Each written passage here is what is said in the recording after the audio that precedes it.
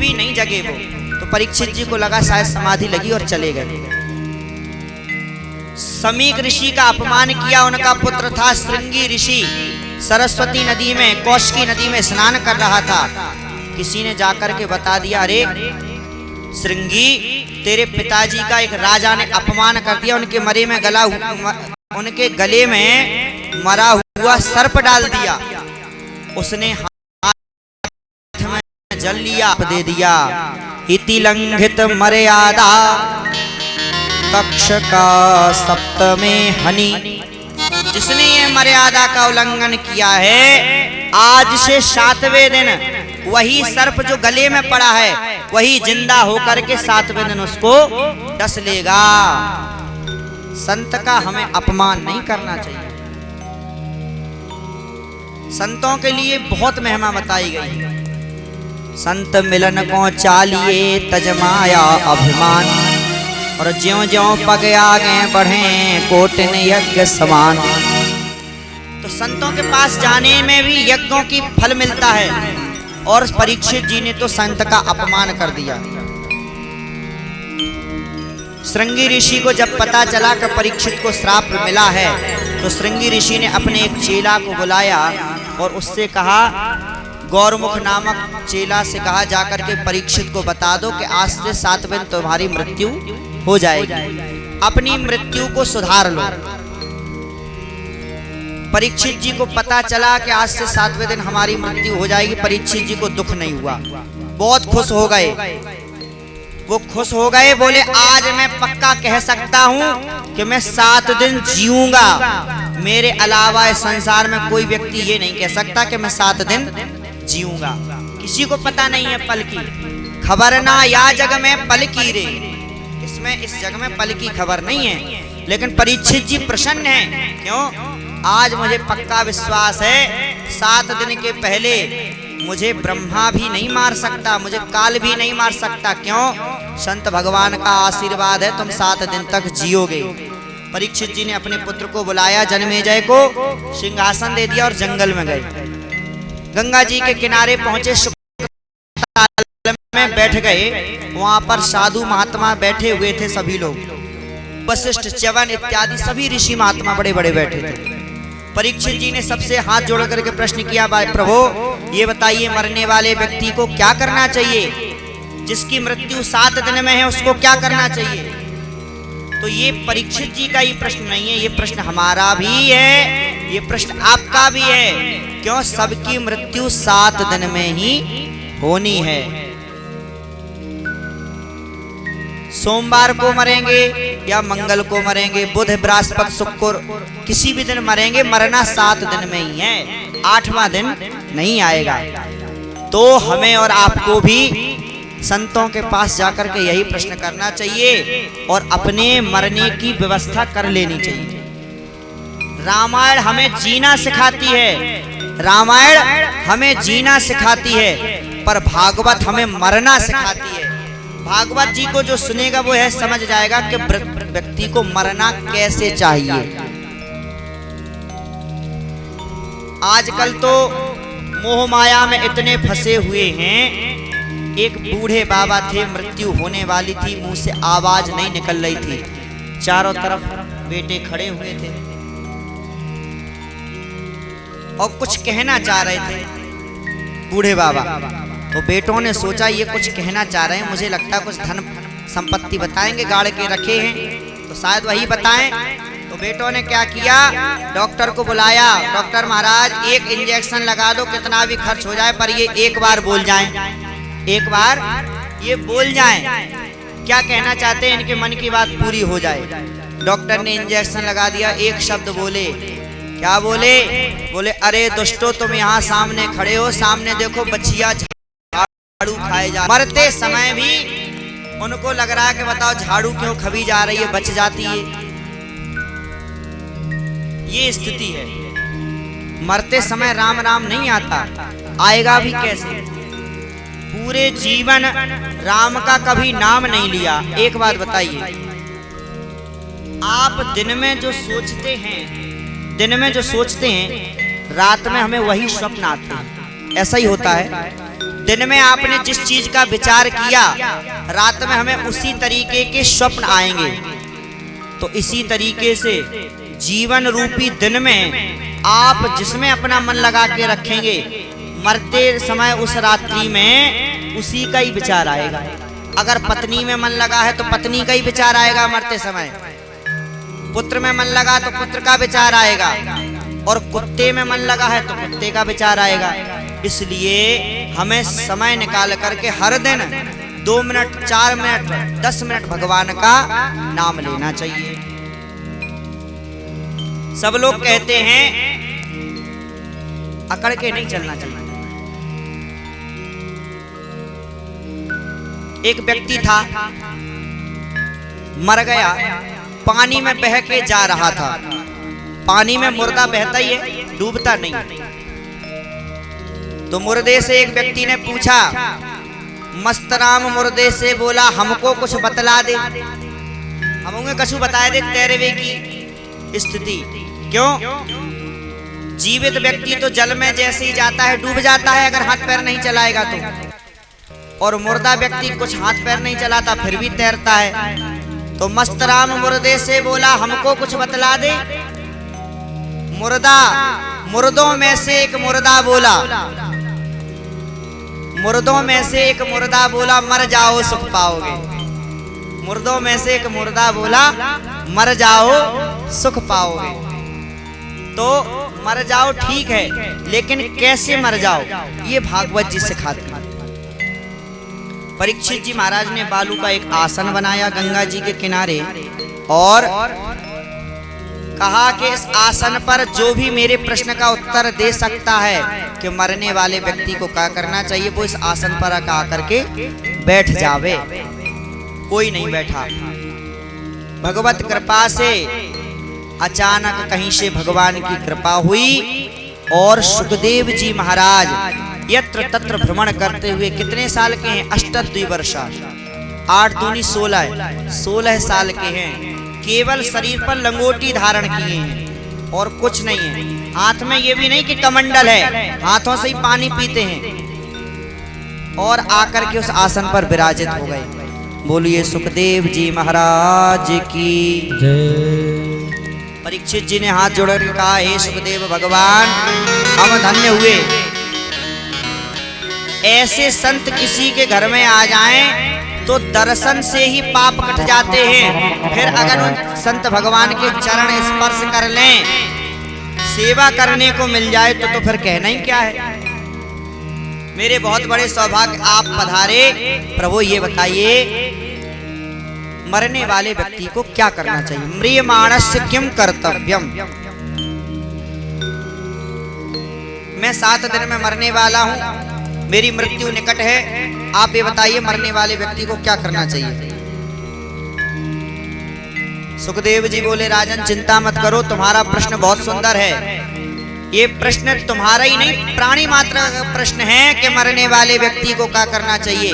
पर तुम टेंशन न लो, चिंता न करो राजन, 7 दिन बाकी अभी, घड़ी भर में भी परलोक प्राप्त होता है। एक घड़ी में भी परलोक प्राप्त हो जाता है। एक राजा हुए खटवांग, इक्ष्वाकु वंश में, राम जी के वंश में खटवांग नामक राजा हुए।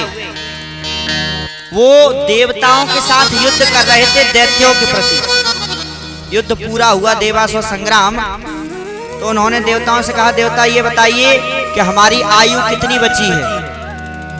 देवताओं ने कहा, केवल 2 घड़ी, 2 घड़ी की आयु बची है, 2 घड़ी बाद तुम मर जाओगे। तो बोले क्या करना चाहिए? बोले उन्होंने तुरंत आकर के घर बार छोड़ करके और जंगल में जाकर के केवल राम नाम का सहारा लिया, और वो तर गए। हमें और आपको राम नाम का सहारा लेना चाहिए, यही कहा सुखदेव जी ने। परीक्षित, तुम्हारा बहुत सुंदर प्रश्न है। कुछ नहीं करना, केवल हमें अपने मन को बदलना है। ये संसार में जितने भी प्राणी दिखाई दे रहे हैं, सब मानिए भगवान का स्वरूप हैं। सबको प्रणाम करिए। गोस्वामी बाबा भी कहते हैं ना ईश्वर अंश जीव अविनाशी, ईश्वर अंश जीव अविनाशी, ईश्वर अंश जीव अविनाशी, ईश्वर अंश जीव अविनाशी, चेतन अमल सहज सुख राशि, चेतन अमल सहज सुख राशि, सिय राम मैं सब जग जानी, जय राम मैं सब जग जानी, करहूँ प्रणाम जोरी जोग पानी, करहूँ प्रणाम जोरे जोग पानी।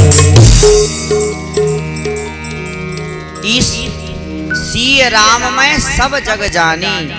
इस संसार में हर व्यक्ति को सीताराम जी का स्वरूप मानो, सबको प्रणाम करो, सबसे प्रेम लगाओ।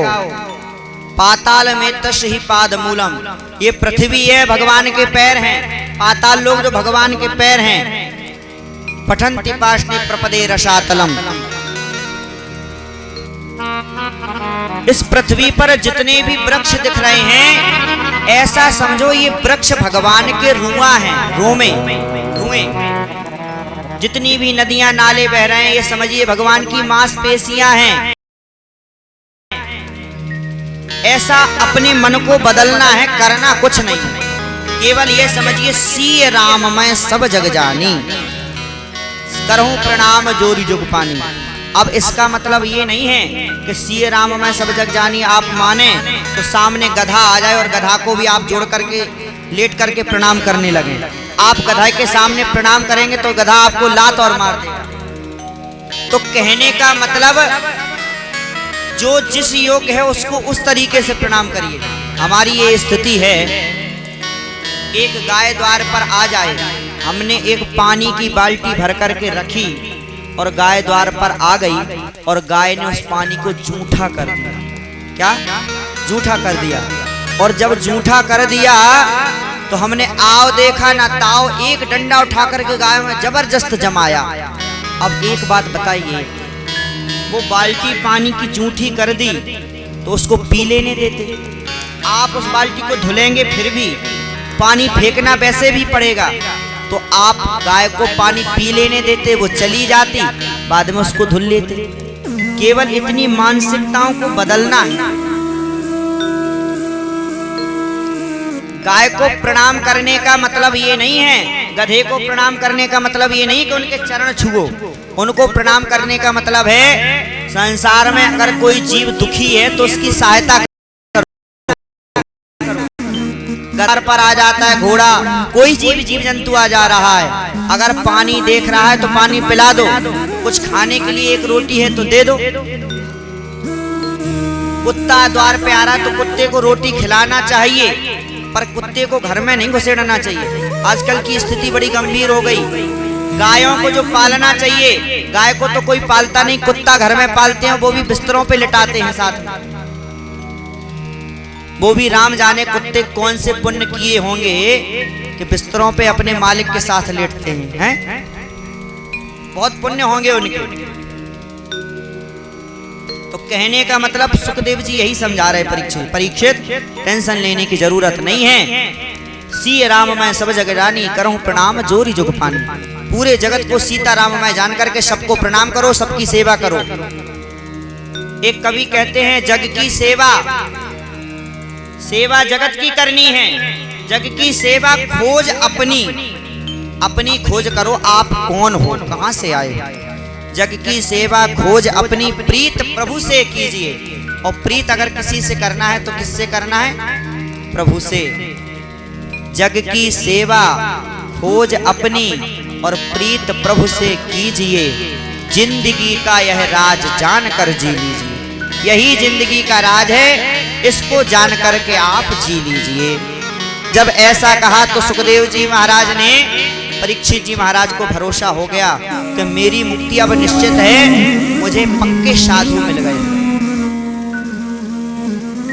प्रणाम किया, कहा महाराज हमें यह बताइए कि सृष्टि का वर्णन किस प्रकार हुआ, सृष्टि की उत्पत्ति कैसे हुई।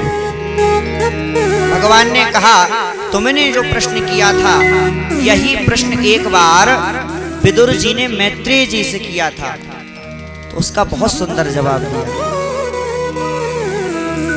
सृष्टि की उत्पत्ति भगवान नारायण के नाभि से एक कमल निकला। क्या कमल? उस कमल में से ब्रह्मा जी प्रकट हुए। ब्रह्मा जी जब प्रकट हुए चारों तरफ जल ही जल है, कुछ दिखाई नहीं दिया। चारों तरफ देखने की कोशिश की तो ब्रह्मा जी के 4 मुख हो गए। ब्रह्मा जी के कितने मुख हैं? 4 मुख हो गए। कुछ नहीं दिखाई दिया तो कमल की डंडी में घुस गए। सोचे कुछ पता चले हम कहां से आए। हजारों वर्ष तक डोलते रहे, कोई पता नहीं चला। और जब कुछ पता नहीं चला तो ऊपर आकर के बैठ गए फिर कमल पर। तो उनको आकाशवाणी हुई, बोले ब्रह्मा तप करो तप। ब्रह्मा जी ने हजारों वर्ष तक तप किया। भगवान की कृपा हुई, भगवान ने दर्शन दिए और चतुश्लोकी भागवत देकर यह कहा ब्रह्मा जी महाराज आप संसार की सृष्टि करो। ब्रह्मा जी महाराज ने सृष्टि की। सबसे पहले 4 पुत्र उत्पन्न किए, सनक, सनंदन, सनातन और सनत कुमार। ये भगवान के अवतार हैं। यह 4 पुत्र उत्पन्न किए। इनसे कहा बेटा सृष्टि करो। इन्होंने कहा महाराज हम चक्कर में नहीं पड़ने वाले, घर संसार में हम तो भगवान का भजन करेंगे। जब यह कहा भगवान का भजन करेंगे तो ब्रह्मा जी को क्रोध आ गया। बोले बताओ मेरे पुत्र होकर के और यह कहते हो हमारी आज्ञा नहीं मानते। क्रोध आ गया तो इस भ्रुकुटी से एक बालक प्रकट हो गया, रोने लगा। लाल लाल काला काला पुरुष प्रकट हुआ और रोने लगा, आंखें बिल्कुल लाल लाल हैं। ब्रह्मा जी ने कहा तुम रो मत, तुम्हारा नाम रुद्र है। बोलो रुद्र भगवान की। शंकर जी प्रकट हो गए ब्रह्मा जी की भ्रुकुटी से। शंकर जी को ब्रह्मा जी ने 11 पत्नियां दी। शंकर जी की कितनी पत्नी है रुद्र की? उन्हीं को रुद्र बोलते हैं, उन्हीं को शंकर बोलते हैं। उनकी 11 पत्नी है, 11 रुद्राणी, जिनको 11 रुद्राणी बोलते हैं। उनका नाम भी दिया गया है यहाँ पे। मन्यु, मनु, महिनसो, महान शिव ऋतध्वजा, उग्र रेता, भवः कालो, वामदेवो धृतव्रता, धी, वृत्ति, उष्णा, न्युत्सु और अंबिका इत्यादि ये शंकर जी की 11 पत्नियां हैं। कहा बेटा संसार की सृष्टि करो। शंकर जी ने कहा जो आज्ञा। और जब सृष्टि करने चले तो ऐसी सृष्टि की कि कोउ मुखहीन और विपुल मुख का हो। किसी के तो मुख ही नहीं है और किसी के पूरे शरीर में मोह ही मोह लगे। किसी के कान ही कान लगे हैं पूरे शरीर में, किसी के शरीर में एक भी कान नहीं है। ये शंकर जी की सृष्टि। भूत प्रेत पिशाच राक्षस सब पैदा कर दिया। जब ये पैदा किए तो वो दौड़ दौड़ करके ब्रह्मा जी ने जो सृष्टि की थी उनको ही खाने लगे। ब्रह्मा जी ने कहा शंकर जी महाराज तुम सृष्टि मत करो, तुम भगवान का भजन करो, तुम सृष्टि करने योग्य नहीं हो। शंकर जी ने कहा जो आज्ञा। भगवान का भजन करने लगे। अब ब्रह्मा जी ने 10 पुत्र फिर उत्पन्न किए। मरीचि, अत्रि, अंगिरा, पुलस्त, पुलह, क्रतु, भृगु, वशिष्ठ और दक्ष। इन 10 पुत्रों को उत्पन्न किया अपने शरीर से। नारद जी को गोदी से उत्पन्न किया ब्रह्मा जी ने। दक्ष को अंगूठे से उत्पन्न किया। अंगूठे से दक्ष भगवान उत्पन्न हुए। अपने प्राणों से वशिष्ठ जी को उत्पन्न किया, जो राम जी के गुरु जी हैं वशिष्ठ जी। और त्वचा से भृगु जी को उत्पन्न किया। जिन भृगु जी ने भगवान को हृदय में लात मारी थी उनको त्वचा से उत्पन्न किया। और हाथों से क्रतु जी, इनको इधर से क्रतुरी मुनि को उत्पन्न किया। इनसे भी कहा प्रभु सृष्टि करो। इन्होंने भी कहा महाराज हमें सृष्टि के चक्कर में मत पड़ो, हम तो भगवान का भजन करेंगे। मना कर दिया। ब्रह्मा जी महाराज बैठे थे, खिन्न मन से कैसे सृष्टि करें, सृष्टि बढ़ नहीं रही है। तब तक क्या हुआ, ब्रह्मा जी ने अपने शरीर के दो भाग किए। आधे भाग से मनु महाराज प्रकट हुए और आधे भाग से महारानी शतरूपा प्रकट हुई। बोलो मनु महाराज की। हम सब लोग मनु की संतान हैं, हम भी, आप भी। इसीलिए हम लोग बोले जाते हैं मानव। क्या बोलते हैं? मानव। एक ही पुरुष से पैदा हैं। हम लोगों ने जातियां बनाई हैं, भगवान ने जातियां नहीं बनाई। भगवान ने काम बांटा था घर में। जिस तरीके से एक सास अपनी 5 बहुओं में काम बांट देती है, बेटा तुम्हें रोटी बनानी है, बेटा तुम्हें झाड़ू लगाना है, बेटा तुम्हें गाय की सेवा करनी है, तो इसका मतलब ये नहीं कि जो झाड़ू लगाने वाली बहू है वो घर में जमादार बन गई या नाम रख दिए गए। लेकिन अब तो ये स्थिति हो गई कि हम लोग जातियों में बट गए। अरे जातियों में ब्राह्मण क्षत्रिय वैश्य बटे सो बटे, ब्राह्मणों में भी हजारों गोत्र हो गए, क्षत्रियों में भी हजारों गोत्र हो गए।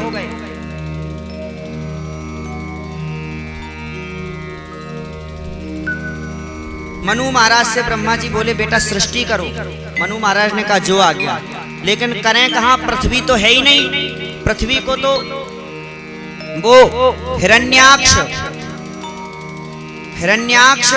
हर करके जल में ले गया है, पृथ्वी नहीं है, कैसे सृष्टि हो। पृथ्वी को लेकर के आइए। सोच ही रहे थे कि पृथ्वी का उद्धार कैसे किया जाए, तो ब्रह्मा जी को उसी समय एक छींक आ गई और उनकी नासिका से बराह भगवान प्रकट हो गए, सूकर का रूप धारण करके। बोलो बराह भगवान की। सूकर का रूप भगवान ने क्यों धारण किया? सब लोग कहते हैं कि भगवान ने सूकर का रूप क्यों धारण किया। अब सुनिए क्यों किया। सूकर जो होता है उसकी जो नाक होती है,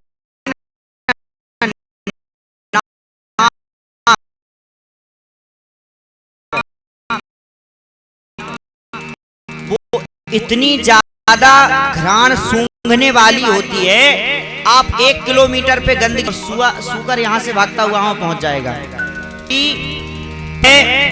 तन पृथ्वी, आप कभी मिट्टी तो मिट्टी में भी, और अलग अलग खुशबू आती है।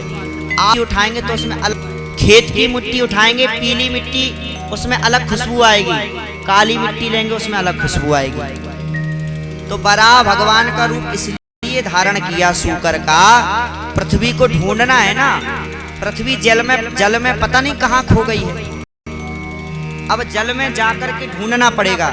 जिस तरीके से सूकर नाली में अपना मुंह डाल करके ऐसे कर करके अपने खाने योग्य सामान ढूंढ ही लेता है, उसी तरीके से भगवान जल में जाकर के पृथ्वी को ढूंढ रहे हैं। उनकी नाक इतनी तेज होती है सूअर की, इसलिए सूकर का रूप धारण। ठीक है, भगवान गए और पृथ्वी को देखा, अपने दांतों, सूकर के जो दांत होते हैं बड़े मजबूत होते हैं, अपने दांतों पर रख करके ऊपर ला रहे थे। तब तक हिरण्याक्ष आ गया और हिरण्याक्ष बोला ए रुक जाओ, कौन हो तुम?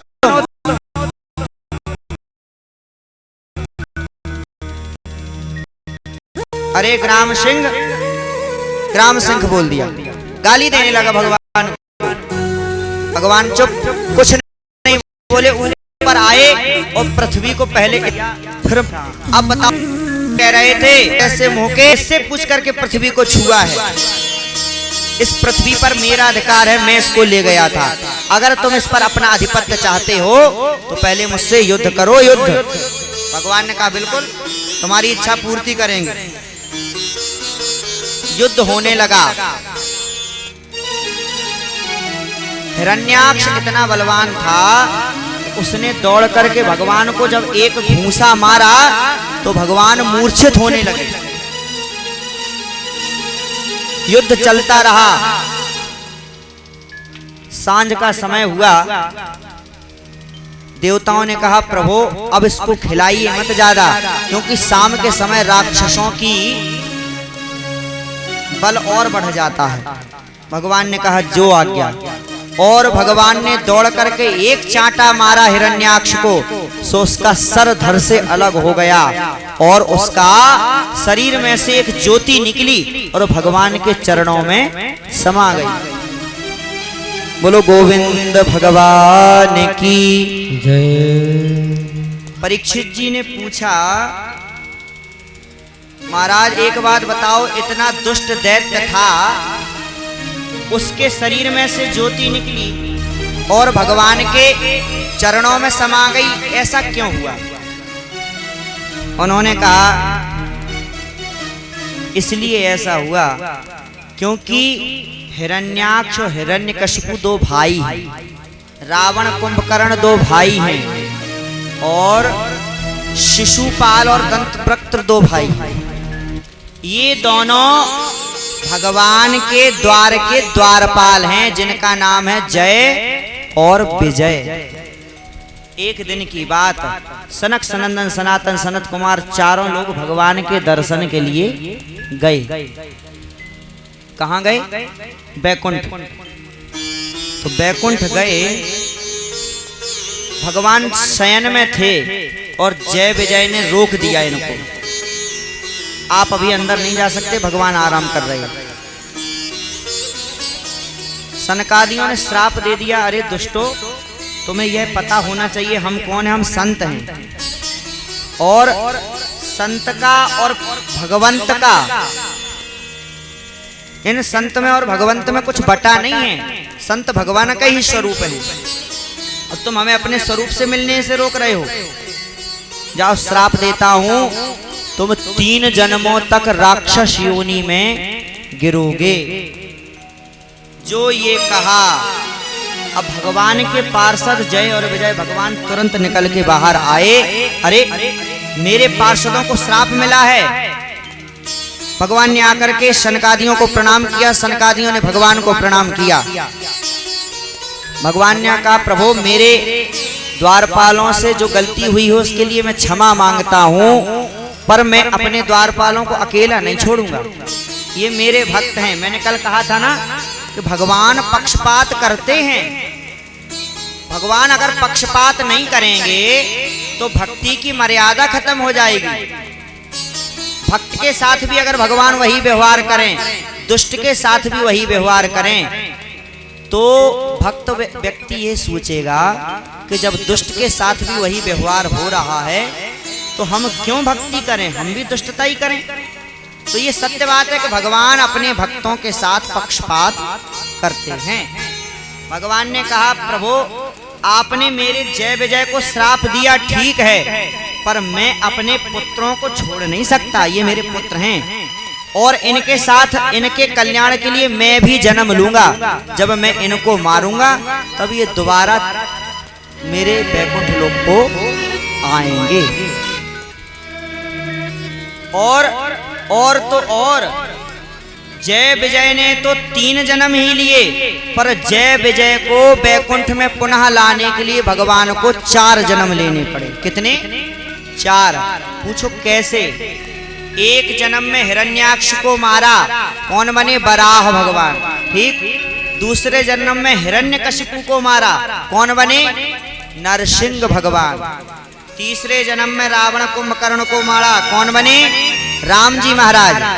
चौथे जन्म में कृष्ण भगवान ने शिशुपाल और दंतवक्त्र का अवतार किया। ये 4 अवतार लिए अपने भक्तों को पुनः बैकुंठ भेजने के लिए। एक दिन की बात, थोड़ा आज मंगलवार, आज शनिवार है ना, आज थोड़ी सी हनुमान जी की चर्चा करें, इसके बाद में आगे चलेंगे, ठीक है। एक बार की बात, सब लोग रामायण पढ़ते हैं, थोड़ी सी रामायण के बारे में चर्चा। सीता जी को जब सोने का मृग अच्छा लगा तो राम जी से कहा, राम जी महाराज मुझे ये सोने का मृग चाहिए, इसकी खाल को मैं आपका आसन बनाऊंगा। यही तो कहा था। राम जी ने कहा ठीक है मैं लेके आ रहा हूं। और लक्ष्मण से कहा, लक्ष्मण तुम सीता का ध्यान रखना, इस जंगल में बहुत से राक्षस रहते हैं, छोड़ के मत जाना है। जो आज्ञा। लक्ष्मण जी महाराज सीता माता की रक्षा करने लगे। और रक्षा जब की, इधर क्या हुआ, वो माया मृग जो था वो था कौन? मारीच। कौन था? मारीच। रावण के द्वारा भेजा हुआ था। और रावण ने ऐसा सिखा रखा था कि भगवान जब श्री राम तुम्हें बाण मारें तो तुम पहले किसी और का नाम मत लेना, पहले नाम लेना लक्ष्मण का। हे लक्ष्मण। वही हुआ। राम जी ने जब बाण मारा मारीच को तो मारीच चिल्लाया, हे लक्ष्मण मुझे बचाओ। क्या चिल्लाया? हे लक्ष्मण मुझे बचाओ। ये बात माता सीता ने अपने कानों से सुनी। यहाँ तक तो ठीक, यहाँ तक की कथा आपको भी पता है और हमें भी पता है, ठीक है। अब आगे की जो कथा है वो आपको पता नहीं है, वो हम बताते हैं। सीता माता अंदर से लौट करके आई और लक्ष्मण से कहा, लक्ष्मण तुमने कुछ सुना? तुम्हारे भाई कष्ट में हैं, तुम जंगल में जाओ और अपने भाई को जाकर के बचाओ। लक्ष्मण जी बोले, माता मैं नहीं जा सकता। क्यों? भैया की आज्ञा थी कि तुम सीता का ख्याल रखना, भाभी का ख्याल रखना। मैं भाई की आज्ञा को ना मानकर यहाँ से नहीं जाऊंगा। मैं आपकी रक्षा के लिए यहाँ नियुक्त किया गया हूँ और आपकी रक्षा में रहूंगा। तो तुलसीदास जी ने क्या बोला है यहाँ? मरम बचन जब सीता बोला, मरम बचन जब सीता बोला, हरि प्रेरित लक्ष्मण मन डोला। क्या मरम वचन सीता जी से कहे, सीता जी ने कहे लक्ष्मण जी से? ये तुलसीदास जी ने नहीं बताया। क्यों? तुलसीदास जी की रामायण जो है ना वो मर्यादित है, पर वाल्मीकि रामायण में ये कहा गया कि क्या मरम वचन बोले वो सुनो। सीता जी ने लक्ष्मण जी से इतना अपशब्द कहे, लक्ष्मण मैं जानती हूं तुम यहां क्यों आए, तुम्हें भरत ने भेजा है। तुम्हारे मन में जो इच्छा है ना कि राम जी मर जाएंगे और इसके बाद में मैं अपनी भाभी का वरण कर लूंगा, इनको प्राप्त कर लूंगा, तो ये तुम्हारी इच्छा मैं पूरी नहीं होने दूंगी। क्यों? मैं एक पतिव्रता स्त्री हूं। अगर राम जी मर गए तो मैं उनके साथ सती हो जाऊंगी, पर तुम्हें अपना शरीर प्रदान नहीं करूंगी। सीता जी ने इतने बड़े शब्द कहे।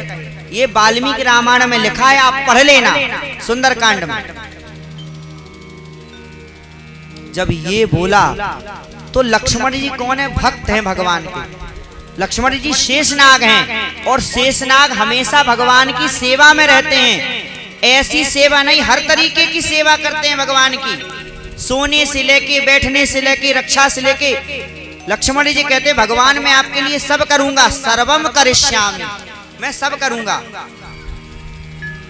लेकिन लक्ष्मण जी भगवान के भक्त हैं और भगवान के भक्त का अपमान किसने कर दिया? भगवान की अर्धांगिनी सीता ने। ठीक है, भगवान बोले सीता आज तुमने बहुत बड़ा अपराध किया है, तुमने मेरे भक्त का अपमान किया है। तो मैं भक्त का अपमान नहीं सह सकता, जो मेरे भक्त का अपमान करेगा उसको तो मैं त्याग दूंगा, चाहे वो मेरा भले ही पिता ही क्यों बना रहे, मेरी पत्नी ही क्यों ना हो, मैं उसको त्याग दूंगा। और भगवान ने सीता जी का त्याग कर दिया। सीता जी का त्याग कर दिया, इसलिए सीता जी का हरण हो गया। अब आप कहेंगे कि पंडित जी तो मन से कथा बना रहे हैं, इसका प्रमाण सुनिए। हनुमान जी महाराज जब लंका में गए और लंका में जाकर के सीता माता को प्रणाम किया और माता से आज्ञा मांगी कि हे माता अब हम चलें, राम जी के पास जा रहे हैं, हम आपका समाचार देंगे। अगर आपका कोई समाचार बताना हो राम जी को तो हमें बता दो। तो सीता जी ने वहां क्या कहा ये सुनिए। सीता जी ने कहा, अनुज समेत गहु प्रभु चरना, और दीन बंधु प्रणतारत हरना। अनुज समेत, अनुज यानी लक्ष्मण के सहित। सीता जी लक्ष्मण की कौन है? भाभी। भाभी और देवर का रिश्ता क्या होता है कि देवर भाभी के पैर छूता है, ना कि भाभी देवर के पैर छूती है। समाचार में भाभी पत्र में यह नहीं लिखती हैं कि देवर जी आपको प्रणाम। कोई लिखता है ऐसे? नहीं लिखता। पर सीता जी हनुमान जी से कह रही हैं, हनुमान जाकर के कहना और मेरी तरफ से प्रणाम करना। अनुज समेत गहु प्रभु चरना, दीन बंधु प्रणतारत हरना।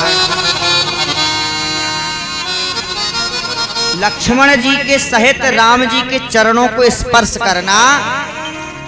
वो कौन है? दीन बंधु हैं। और कैसे दीन बंधु हैं? जो अपना प्रण नहीं छोड़ते। राम जी का प्रण है, रघुकुल का प्रण है, प्राण जाय पर वचन न जाय। प्राण चले जाएंगे पर वचन नहीं जाएगा। और राम जी का क्या वचन है? राम जी का वचन है, जो अपराध भगत कर करई, राम रोष पावक सो जरई। जो भक्त का अपराध करेगा वो राम के क्रोध रूपी पावक में जलेगा ही जलेगा। तो हमें और आपको यह समझना चाहिए, ये सोचना चाहिए, हमसे कभी किसी साधु का, किसी भक्त का अपमान ना होने पाए। क्यों?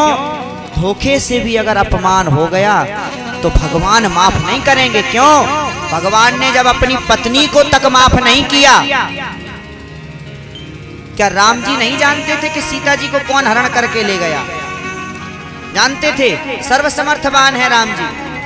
लेकिन जब तक सीता जी ने अपने अपराध की क्षमा नहीं मांगी तब तक राम जी लेने नहीं गए। और जो सीता जी ने क्षमा मांग ली, अनुज समेत गहु प्रभु चरना, सीता जी ने क्षमा मांग ली। सीता जी जानती थी मैंने लक्ष्मण का अपराध किया है, मैं जब तक लक्ष्मण से क्षमा नहीं मांगूंगी तब तक प्रभु मुझे स्वीकार नहीं करेंगे। आज सीता जी ने अपनी क्षमा मांग ली। भगवान ने कहा अब देर मत करो, अब चलो, और तुरंत चलो। भगवान तुरंत गए। इसका दूसरा उदाहरण सुनो। जब लंका में हनुमान जी थे, सीता जी पूछ रही हैं हनुमान जी से, हनुमान सोने की लंका है, हमने ऐसा सुना है कि सोने को आग में तपाएं तो और निखरता है, यही सुना है ना? सोने को आग में तपा देंगे तो गोरा निकल आएगा, चमक जाएगा। सोने की लंका है, तुमने आग लगाई ये समझ आता है, पर सोने की लंका जल गई ये समझ नहीं आता। लंक जला के जली भी नहीं, लंक जला दी, सोने की लंका जल गई, पर जो मांस की थी, जो खून की थी, क्या तुम्हारी पूंछ, तुम्हारी पूंछ में भी तो आग लगी थी। सोने की लंका जल गई पर तुम्हारी पूंछ क्यों नहीं जली? हनुमान हमें यह बात बताओ। लंक जला के जली भी नहीं, हनुमंत विचित्र है पूंछ तुम्हारी। हनुमान जी महाराज तुम्हारी पूंछ बड़ी विचित्र है कि सोने की लंका को जला दिया पर तुम्हारी पूंछ नहीं जली। कौन सा जादू राजेश भरा, हंस पूछती हैं मिथिलेश कुमारी। हंस के पूछ रही हैं कौन सा जादू है महाराज बताओ। हनुमान जी महाराज बोले माता मेरे पास कोई जादू नहीं है। पहली बात आप कह रही हैं लंका कैसे जली, तो लंका मैंने नहीं जलाई, तो किसने जलाई? बोले लंका तो भगवान ने जलाई। सीता जी बोली भगवान ने जलाई? राम जी तो हमें यहाँ कहीं नहीं देखे, भगवान ने कहाँ से जला दे? बोले नहीं प्रभु माता हमें पता है भगवान ने जलाई। बोले कैसे पता है?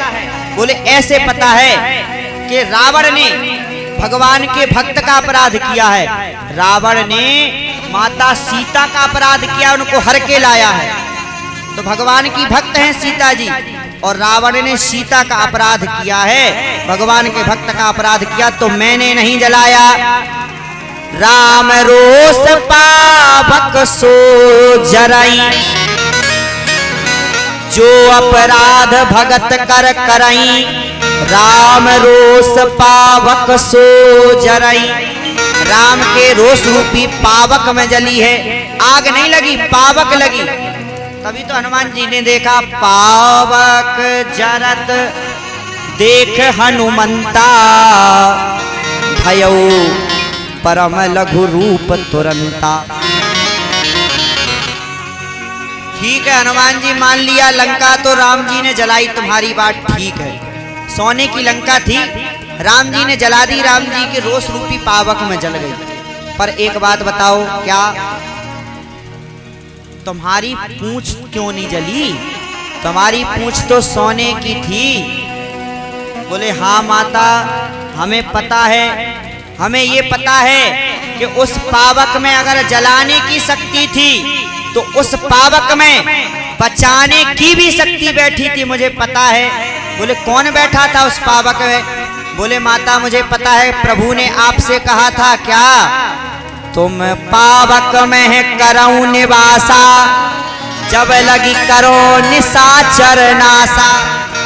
सीता तुम आग में वास करो, पावक में वास करो, जब तक मैं निशाचरों का विनाश करूंगा। तो माता जी आप खुद उसमें बैठी हैं, तो मैं कैसे जल सकता हूं? सही है, भगवान के भक्त का अपराध नहीं होना चाहिए। अगर भगवान के भक्त का अपराध आपसे बनता है तो आप राजा बने रहें, चाहे महाराजा, चाहे इंद्र बने रहें, चाहे ब्रह्मा, चाहे स्वयं साक्षात लक्ष्मी क्यों ना बनी रहें, भगवान आपको माफ नहीं करेंगे। इसलिए हमें इन किन प्रकारेण भगवान का भजन करना चाहिए, भगवान के भक्तों का अपराध नहीं करना चाहिए। एक हास्य की बात इसी बात में आई, आपको बता दे रहे हैं। ऐसी बात चली अभी कुछ दिन पहले थे शिमला में, वहां एक भक्त आए, महाराज जी एक बार बताइए क्या रावण के सर थे कितने? 10। कितने थे? 10 सिर थे ना, 10 कंधर। एक बात बताओ महाराज जी, रावण के 10 सिर थे तो बैलेंस कैसे बनता होगा उसका? मानो बीच का एक सर है, 4 सर इधर होंगे, 5 सर इधर होंगे, तो 5 4 9, बीच का एक 10, तो जिस तरफ 5 जिस तरफ सर होंगे उस तरफ तो ऐसे रहता होगा रावण। आओ हनुमान जी आ गए, बताओ किसने भेजा है? या फिर महाराज जी रावण जब सोता होगा तो सीधा सोता होगा, और जब कहीं उसको करवट बदलना होता होगा तो खड़ा होता होगा पहले, तब करवट बदलता होगा। क्यों? अगर सीधे करवट बदलेगा तो कहीं सर में चोट ना लग जाए, है ना? हास्य की बात है। एक दिन रावण के सर में हुआ दर्द। क्या हुआ? सिर में दर्द हुआ। मंत्रियों से कहा गोली ले आओ। मंत्री मेडिकल पर गया और मेडिकल पे जाकर के कहा एक डिस्प्रिन गोली दे दो सर दर्द की, डिस्प्रिन गोली दे दो सर दर्द की। मेडिकल वाले ने एक गोली दे दी। रावण के पास जब एक गोली लेकर के मंत्री पहुंचा, रावण ने कहा दुष्ट तुझे समझ नहीं आता मेरे 10 सिर हैं, एक गोली खाऊंगा तो एक से तो एक ही सिर का दर्द खत्म होगा ना। 10 गोलियां लेकर के आ, तो 10 गोलियां लेकर के आया। तभी से कहते हैं दवाई की कंपनी वालों ने हर दवाई का पत्ता 10 गोलियों का चलाने लगे। हर दवाई के पत्ते में 10 गोलियां आती हैं। हास्य की बातें हैं, ये कोई शास्त्रों की बातें नहीं है। नहीं आप हमसे पूछने लगो आके पंडित जी कहाँ लिखा है ये। राम जी के दरबार में अयोध्या में एक दिन सभी लोग बैठे थे, चर्चा चल रही थी। क्या? हनुमान जी ने बहुत मेहनत की है, राम जी कह रहे लंका में लंका विजय प्राप्त कराने में पूरा हनुमान का हाथ है। हनुमान की उम्र भी बहुत हो गई। अब ऐसा करो हनुमान तुम विवाह कर लो, विवाह कर लो। प्रार्थना करी। लक्ष्मण जी ने तब तक पूछ दिया, क्या महाराज क्या कोई लड़की ढूंढ ली है आपने हनुमान जी के लिए? राम जी बोले हो ढूंढ ली। बोले कौन ढूंढ लिया? बोले देखो ये है बंदर, 4 जगह से टेढ़े, एक जगह बैठते नहीं हैं, तो इनके लिए हमने टेढ़ी लड़की ढूंढी है। बोले कौन? सब लोग विचार कर रहे हैं। बैठे 4 करें विचार, 4 लोग बैठे विचार कर रहे हैं। अरे बैठे 4 करें विचार, ऐसी चर्चा चली, शादी करने को तैयार वीर बजरंग बली। बैठे 4 करें विचार, ऐसी चर्चा चली, शादी करने को तैयार वीर बजरंग बली।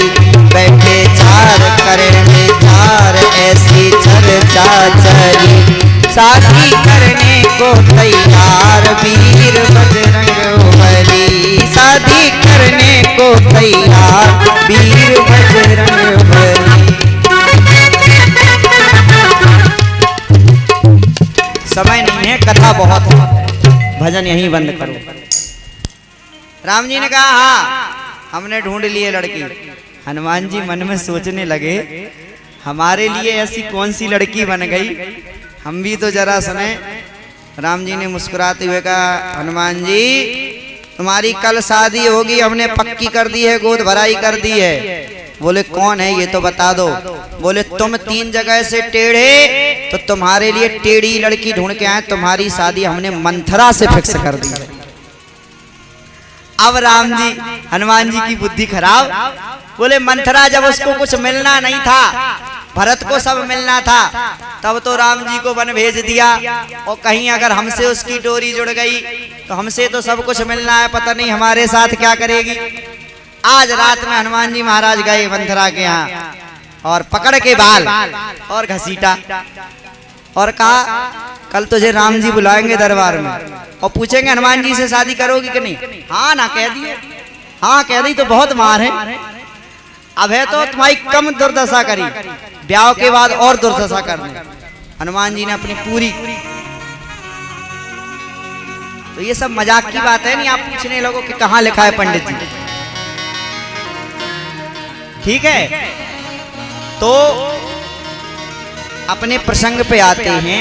कहने का मतलब हमें भगवान के भक्तों का अपराध नहीं करना चाहिए।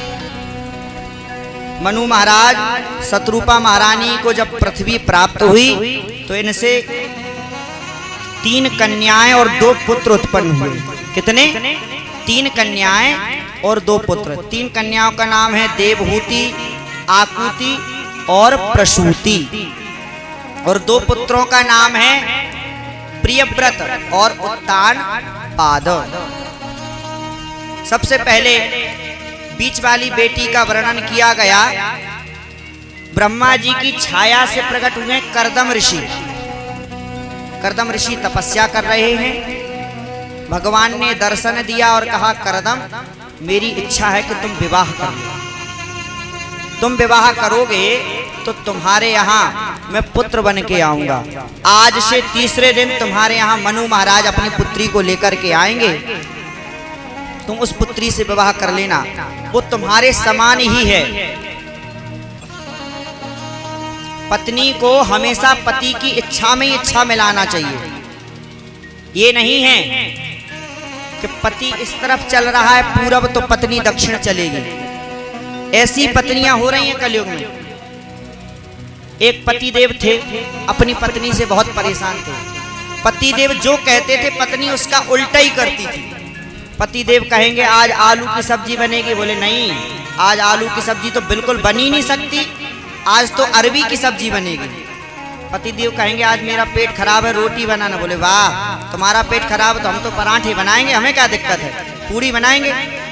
कहने का मतलब पतिदेव से बिल्कुल, पतिदेव जो कहेंगे वो मानेगी नहीं, अपने मन का करेगी। वो व्यक्ति एक दिन आए साधु महात्मा के पास, महाराज हम बहुत दुखी हैं, हमारे कष्ट का निवारण करो। हमारी पत्नी हमारी बात नहीं सुनती, जो कहते हैं उसका उल्टा ही करती है। बोले अच्छा तो ऐसा करो, वो तो बदलने वाली है नहीं, तुम ही बदल जाओ। बोले क्या करें? बोले ऐसा करो कि तुम्हें जो करवाना है, जैसे तुम्हें आलू की सब्जी आज बनवानी है तो तुम ये मत कहो कि आलू की सब्जी बनवानी है, तुम कहो आज अरबी की सब्जी बनाना, तो अपने आप आलू की सब्जी बना देगी। तुम्हें रोटी खानी आज, तुम कहो आज पूरी बनाना, तो अपने आप रोटी बना देगी। बोले बिल्कुल सही। ये सूत्र उन्होंने अपना लिया। इस सूत्र से काम बहुत सुचारू रूप से चलने लगा। समय व्यतीत हुआ। एक दिन की बात, हरिद्वार बस जा रही थी तीर्थ करने के लिए, तो पंडित जी का विचार हुआ कि पति पत्नी दोनों जाकर के हरिद्वार गंगा स्नान करे आए। तो पंडित जी ने कहा घर में आकर के एक हरिद्वार बस जा रही है, सब लोगों को जाने दो पर हम बिल्कुल नहीं जाएंगे, पैसा ऐसा खर्च नहीं करेंगे। तो पत्नी बोली क्यों नहीं जाएंगे, कि घर में ही पड़े रहेंगे, हम तो बिल्कुल जाएंगे, तुम जाओ चाहे मत जाओ। वो तो चाहते ही थे कि चले गए। कोई बात नहीं, हरिद्वार पहुंचे, हरि की पौड़ी पे पहुंचे स्नान करने के लिए। और स्नान करने के लिए सत्यता मुंह से उस समय निकल गई। पंडित जी का दिमाग काम नहीं किया। पत्नी जो है गंगा में स्नान करने के लिए घुसी। कहना चाहिए था कि ज्यादा आगे जाओ, पर कहने लगे अरे आगे मत जाना, आगे गहरा है।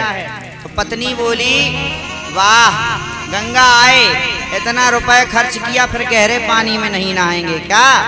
और पतिदेव की ना मानी, उल्टी तो चलती थी। पतिदेव ने कहा आगे मत जाना, और वो आगे ही चली गई। और चली गई तो जब बेचारी जाकर के डूब गई। इतनी हट डूब गई तो गोताखोरों को बुलाया गया। गोताखोर होते ना, पंडित जी ने कहा गोताखोर हमारी पत्नी को ढूंढो। अब जिस धार में गंगा की धार बहती है, हरिद्वार से नीचे खोजा गया, कहीं पत्नी नहीं मिली। 2 दिन 4 दिन लगे रहे। पंडित जी ने कहा महाराज तुम उल्टा खोज रहे हो। जो कभी जीवन भर सीधी नहीं चली तो क्या मरने के बाद वो सीधी चलेगी? वो देखो ऊपर ऋषि किस तरफ बह के गई होगी उल्टी। और सत्य बात है कि वो गंगा जी में भी उल्टी बह के गई। तो कहने का मतलब पति पत्नी को हमेशा, अगर आपकी पत्नी नहीं मान रही है तो पति को अपनी पत्नी के विचारों में विचार मिला लेना चाहिए। और अगर पति नहीं मान रहा है तो पत्नी को चाहिए कि पति की विचारों में विचार मिला ले। वही ठाकुर जी ने कहा करदम जी तुम्हारे लिए बड़ी सुयोग्य वधू है, तुम विवाह कर लेना जो आज्ञा। तीसरा दिन हुआ। आज मनु महाराज शत्रुपा महारानी के साथ देवहूति महारानी को लेकर के आए। देवहूति महारानी को लेकर के आए तो उन्होंने 3 आसन डाले। किसने? करदम जी महाराज ने। एक आसन पर राजा बैठ गए, एक आसन पर रानी बैठ गई, और एक आसन देवहूति महारानी के लिए। करदम जी महाराज ने कहा आप भी इस आसन पर बैठ जाइए। देवहूति महारानी को पता था कि हमारे लिए वर के लिए हम वर्ण इनका करने आए, हमारे पति बनने वाले हैं, पति के द्वारा दिया हुआ आसन पर अगर पत्नी बैठेगी तो धर्म नष्ट होगा, पतिव्रतत्व धर्म नष्ट होगा। और पति ने आज्ञा दी है, अगर आज्ञा नहीं मानते तो भी धर्म नष्ट है। क्या करना चाहिए? तो बुद्धि लगाई, आसन के बगल से बैठ गई और आसन के ऊपर एक हाथ रख लिया। ये भारत की नारियां। करदम जी महाराज समझ गए ये मेरे योग्य ठीक है। विवाह हुआ, करदम जी महाराज ने एक ही शर्त पर विवाह किया, एक संतान हो जाएगी, हम घर छोड़ करके वन को चले जाएंगे, तपस्या करेंगे। बोले जो आ गया। विवाह हुआ और विवाह जिस दिन होकर के आया उसी दिन शाम को करदम जी महाराज ने समाधि लगा ली। करदम जी महाराज ने समाधि लगा ली और एक नहीं दो नहीं हजारों वर्ष तक समाधि लगी रही। देवभूति महारानी महलों की रहने वाली करदम जी महाराज की सेवा कर रही हैं। गीला कपड़ा लेकर के उनके शरीर को पोंछ देती हैं, अपने शरीर का भान ही नहीं है। एक महलों की रहने वाली राजकुमारी आज एक संत के यहाँ रह रही है, कोई सुविधाएं नहीं है, लेकिन फिर भी मन में प्रसन्नता है और अपने पति के सुख में सुखी, अपने पति के दुख में दुखी। यही होना चाहिए। आजकल की स्थिति क्या है? विवाह होकर के आया और जरा भी बहू से कह दिया रोटी बना दो। हमने अपने बाप के यहाँ कभी रोटी नहीं बनाई, हम तुम्हारे यहाँ रोटी बनाएंगे। कहते गोबर डाल दो गाय का, वाह, हमने अपने बाप के यहाँ कभी गोबर नहीं फेंका, तुम्हारे यहाँ गोबर फेंकेंगे हम। ये स्थिति आजकल की बच्चियों की, आजकल की लड़कियों की।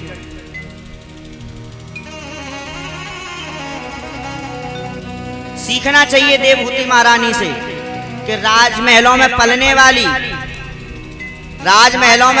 वाली और पति के साथ अपने धर्म को निभा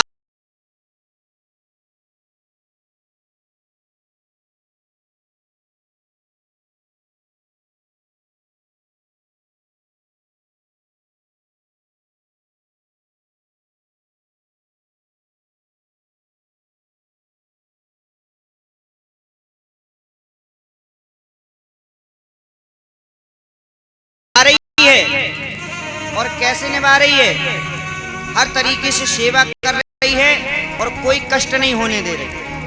जबकि रहने वाली, मुझे लगता है महारानी देवभूति से ज्यादा तो कोमल कोई नहीं होगा, पर हजारों वर्ष तक बिना पति के केवल पति की सेवा करती रही जंगल में। लेकिन आजकल की एक और बुरी स्थिति, बेटियों का विवाह हो जाता है, माताएं सोचती हैं हमारी बेटी बहुत दुखी है ससुराल में जाकर। परमानेंट ससुराल में जो सास बैठी है बगल के कमरे में, उसको पता नहीं होगा कि आज किचन में क्या बन रहा है सब्जी, पर 100 किलोमीटर दूर बैठी मैया को पता होगा कि आज बेटी के यहाँ किचन में क्या बना है। क्यों? हेलो, ये हो रहा है।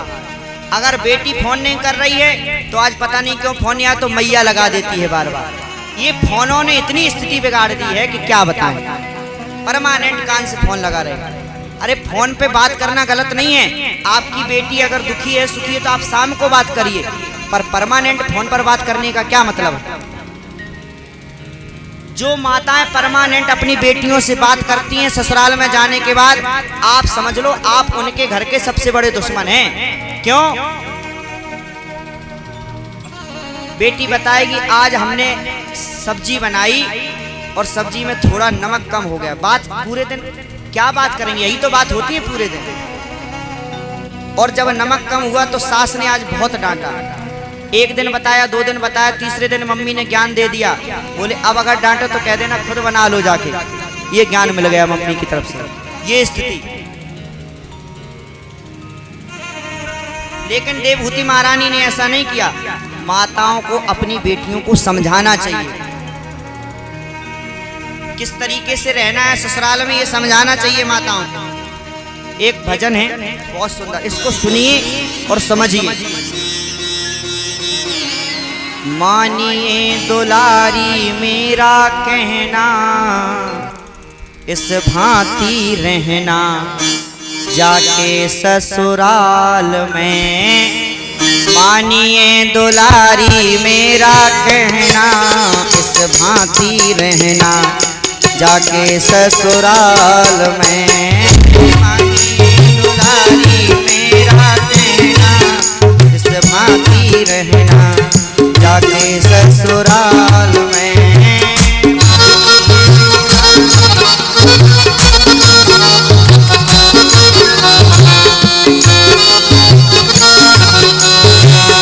सब कुछ पड़ेगा बेटी सहना, इस भांति रहना।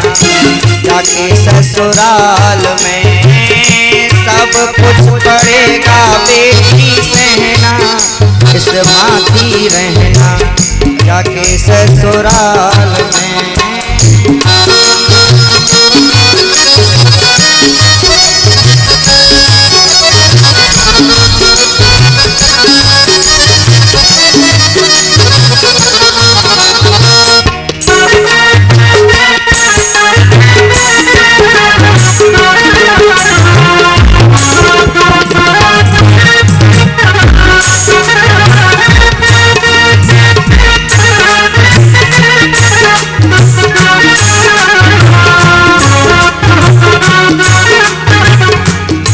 क्या समझाना है? सुनिए, शब्द बहुत सुंदर हैं। माता के समान अपनी सासू जी को मानना, माता के समान अपनी सासू जी को मानना। पिता के समान अपने ससुर जी को जानना। पिता के समान अपने ससुर जी को मानना। जेठानी का आदर करना, जेठानी का आदर करना। देवरानी से प्यार करना, देवरानी से प्यार करना।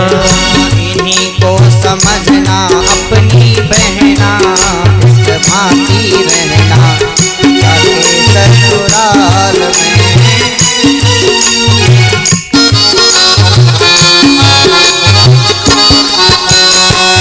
मानिए दुलारी मेरा कहना, इस भांति रहना। जाके ससुराल में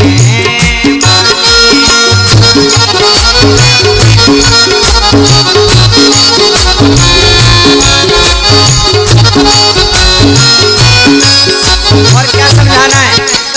ये नहीं समझाना कि तेरी सास तुझे एक कहे तो तू चार सुना दे ना।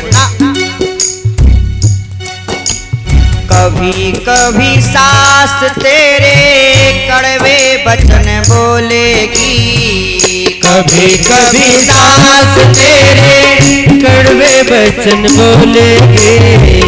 मार मार ताने तेरे हृदय को टटोलेगी। मार मार ताने तेरे हृदय को टटोलेगी। कुछ मत बोलना तू, कुछ मत बोलना तू। मुँह मत खोलना तू, मुँह मत खोलना तू। नीचे के झुका के रहियो नैना, इस भांति रहना। जाके ससुराल में नीचे को झुका के रहियो नैना, इस भांति रहना। जाके ससुराल में मानिए दुलारी मेरा कहना, इस भांति रहना। जाके ससुराल में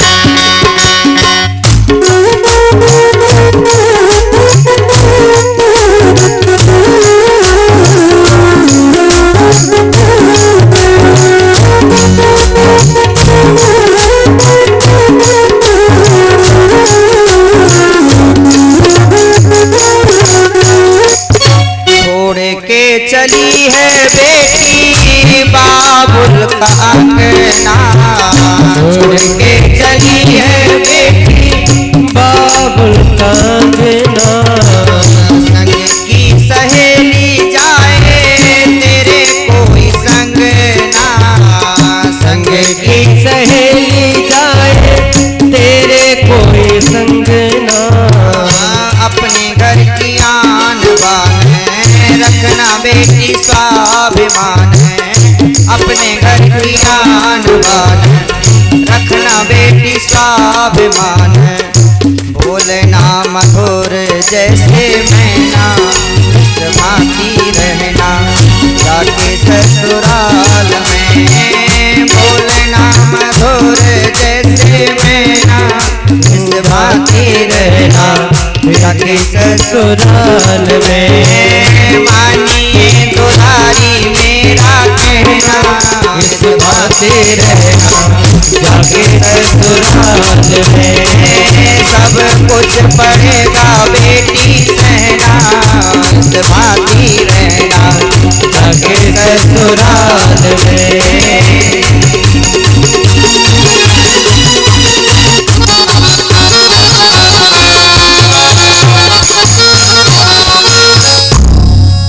तो माताओं को यही शिक्षा देनी चाहिए कि बेटा वहां जाकर के मधुर मधुर बोलना है। माता को, सास को मैया मानना, पिता को, ससुर को पिता मानना, जेठानी का आदर करना, देवरानी से प्यार करना, इन्हीं को समझना अपनी बहना। इस भांति रहना जाके ससुराल। पर ये नहीं सिखाते, ये सिखा देते हैं जरूर बेटा किसी भी दिन कोई प्रॉब्लम हो तो बस फोन कर देना, हम आ जाएंगे, दबने की जरूरत नहीं है। सास अगर एक कहे तो चार सुनाना, ये स्थिति है आज की कलयुग की। हर सास ये चाहती है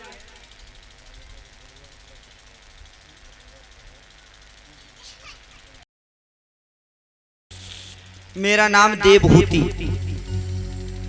याद आया, अरे देवभूति तुम्हें अपने पिताजी के घर में चले जाना चाहिए था, मेरी समाधि तुरंत लग गई। देवभूति महारानी बोली पत्नी का यह धर्म नहीं है कि पति समाधि में हो तो उसको छोड़ करके चली जाए, ये पत्नी का धर्म नहीं है। आजकल की कन्याओं की स्थिति ये है कि वह ऐसा पति चाहती हैं, ऐसा धर्म अपना जीवन साथी चाहती हैं जो भगवान से बहुत दूर रहे। एक सत्य घटना है, आगरा की बनारस का एक लड़का था, वर देखने के लिए आगरा में एक कन्या को आया। काशी हिंदू विश्वविद्यालय से पढ़ा हुआ था, ब्राह्मण परिवार का था, यज्ञोपवीत जनेऊ हो चुका था उसका, सारी बात फाइनल हो गई, सब कुछ अच्छा हुआ। लेकिन एंगेजमेंट होने वाली थी, उसके कुछ दिन पहले एक दिन उस लड़की ने उसके गले में डला हुआ जनेऊ देख लिया, यज्ञोपवीत। बोले ये क्या है? बोले ये हमारे धर्म का सबसे बड़ा प्रतीक है, द्विज चिन्ह जनेऊ। ब्राह्मण इस कलयुग में तो द्विज का, ब्राह्मण का केवल एक ही निशानी है, केवल जनेऊ। जनेऊ से ही पता चलता हाँ ये ब्राह्मण है। बोले तुम इतनी पुरानी सोच के हो, हम शादी नहीं कर सकते इतनी पुरानी सोच, और शादी तोड़ दी। ये स्थिति है आजकल की कन्याओं। पतिदेव ज्यादा पूजा करने लगे तो कहती है हमें तुम्हारे साथ नहीं रहना। क्यों? हमें तो सिनेमा देखने वाले के साथ रहना है, जिसके पास मोबाइल हो, जो मार गुटखा सिगरेट, आजकल की फैशन में जो रहता हो, इधर से बाल कटे हों उधर से बाल कटे हों, ये स्थिति है।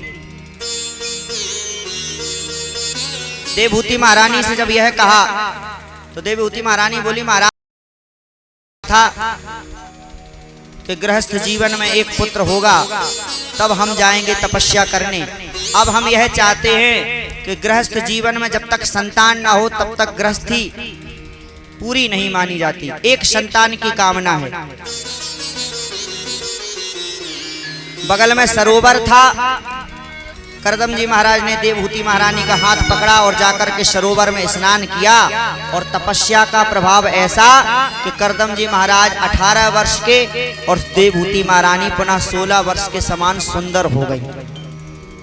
मन से एक विमान प्रकट किया जिसका नाम है कामद विमान। तपस्या के बल पर उस विमान में ये स्थिति है कि हर ऋतुओं में वो हर तरीके का सुख देता है।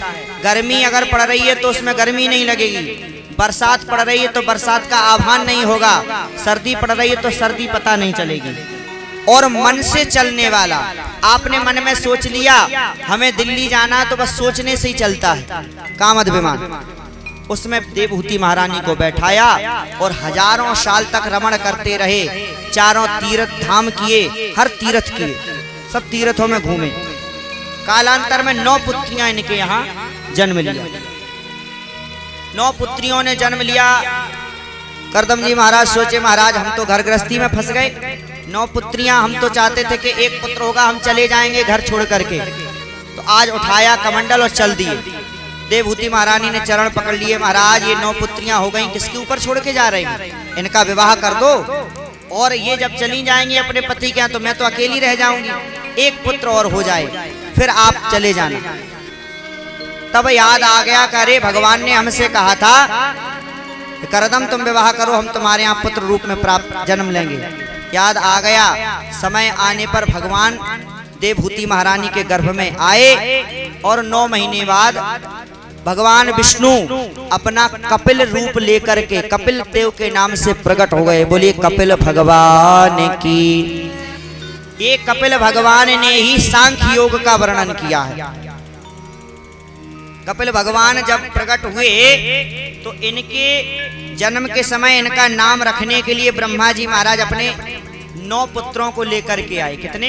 9 पुत्रों को। नारद जी कहीं घूम रहे थे, वो तो घूमते ही रहते हैं, तो कहीं चले गए घूमने।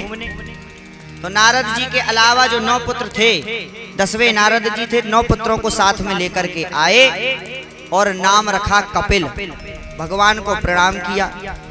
देवहूति महारानी ने करदम जी से कहा महाराज ब्रह्मा जी के ये 9 पुत्र इतने सुंदर हैं, ब्रह्मा जी के समान समधि और इनके पुत्रों के समान हमें दामाद कहाँ मिलेगा।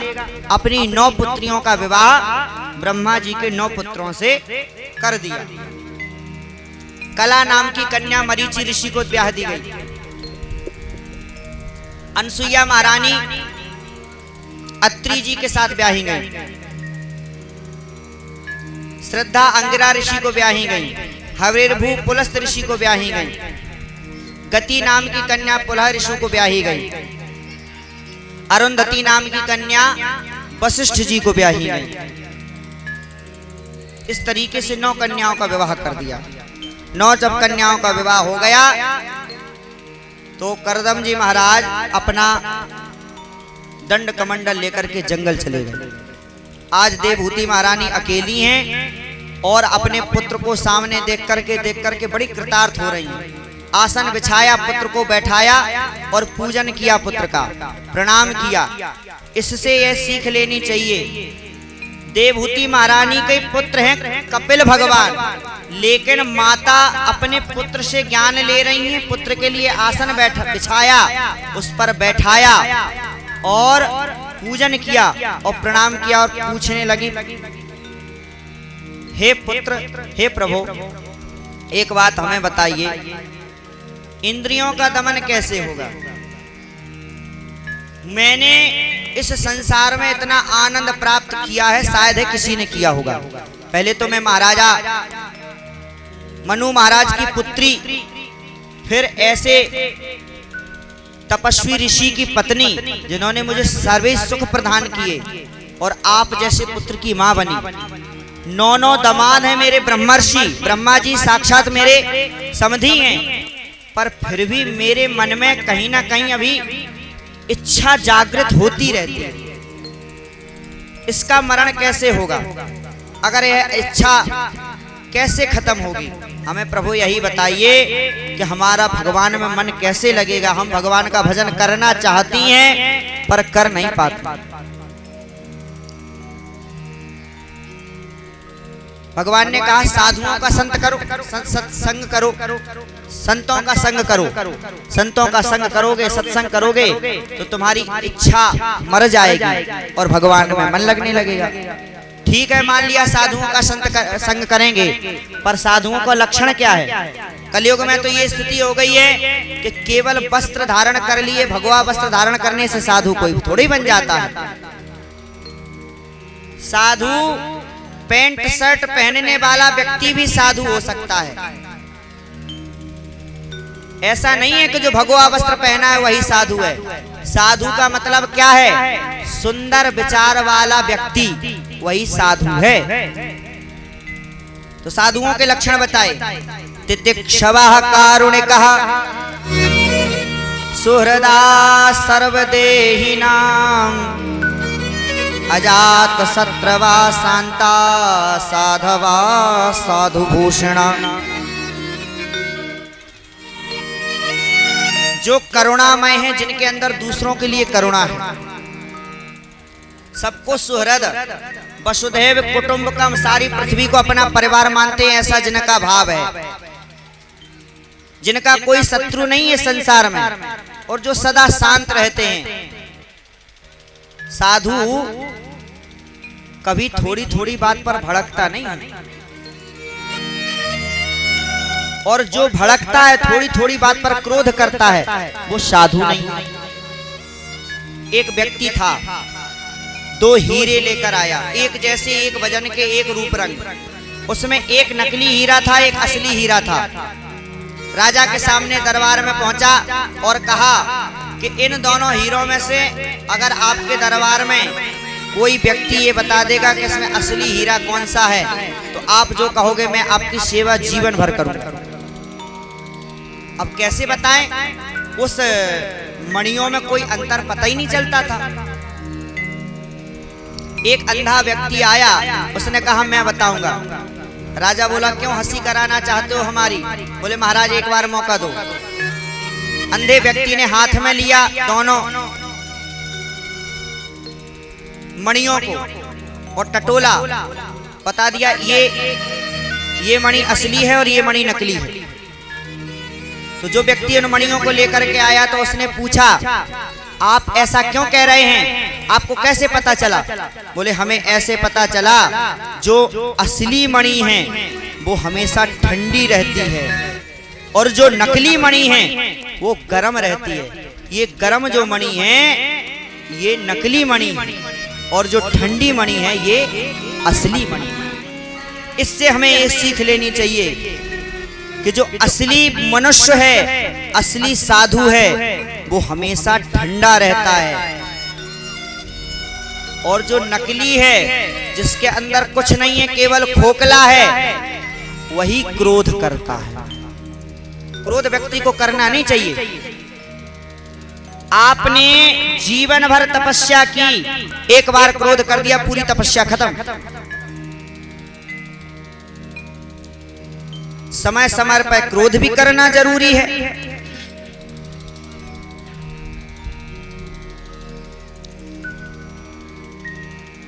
जटायु जी ने, जटायु जी को जानते हैं, क्रोध किया किसके ऊपर? रावण के ऊपर। कब क्रोध किया? जब उसके समाज की, उसके राज्य की, उसके गांव की एक नारी की अपमान हो रहा था उसके सामने। तो एक गीध पक्षी, उसने क्रोध किया, जानता था कि मैं रावण से जीत नहीं सकता, मैं मरूंगा, फिर भी कह रहा रे रे दुष्ट ठाड़किन होई, खड़े रहो, मैं तुझे जब तक मैं जिंदा हूं तुम इस मेरी पुत्र वधू को ले नहीं जा सकते। फिर भी कह रहा है, क्रोध किया और इतना क्रोध किया, इतनी चौंच मारी, एक बार रावण बेहोश हो गया। फिर जब दोबारा रावण उठा और रावण ने जटायु के पंख काट दिए। किसी ने जटायु से पूछा तुम्हें क्रोध करके क्या मिला? तुम्हारे पंख भी चले गए, अब क्या? कोई फायदा नहीं। जटायु जी बोले मुझे क्रोध करने से कुछ मिला हो या ना मिला हो, लेकिन मुझे इस बात का गर्व है कि मैंने अपने समाज की एक स्त्री की रक्षा करने की तो कोशिश की। बोले तुमने रक्षा की है और तुमने भगवान के लिए की, अब तो तुम भगवान के पास पहुंच नहीं पाओगे, तुम्हारे तो पंख कट गए। जटायु जी ने बहुत सुंदर अच्छी बात कही। बोले क्या हुआ मेरे अगर पंख कट गए?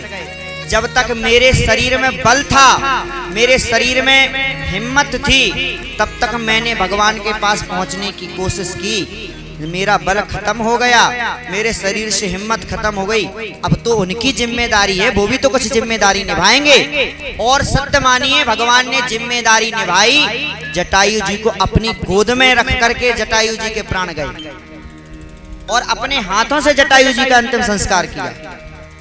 और वही चुपचाप बैठे रहे भीष्म पितामह सभा में। द्रौपदी जी का चीरहरण हो रहा, उन्होंने क्रोध नहीं किया। वो अगर एक बार डांट करके कह देते, अरे दुर्योधन दुशासन ये बहुत गलत हो रहा है, दुर्योधन क्या धृतराष्ट्र भी उनकी बात मानते थे पितामह की, पर वहां उन्होंने क्रोध नहीं किया। तो कहने का मतलब, किसी संत ने कहा है, गाएंगे नहीं, भजन है, एक बार क्रोध भी करिए पर बोध नष्ट ना होवे। क्रोध करो पर बुद्धि नष्ट ना हो, आप क्या कर रहे हो ये पता होना चाहिए। एक बार क्रोध भी करिए पर बोध नष्ट ना होवे।